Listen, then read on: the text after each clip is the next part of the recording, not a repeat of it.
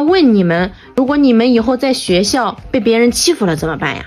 我告诉小鸡，回家告诉爸爸妈妈。你呢，二宝？欺负我干啥呀？我要欺负人家吗？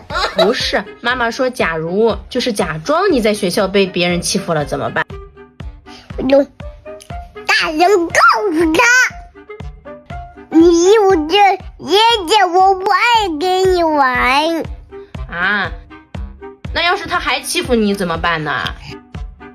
我都欺负我呀，我叫他，我公主要是公主战场，我可不要欺负的，谁上当坏就欺负人呀，谁欺负人就打要就赢，公主底下就跟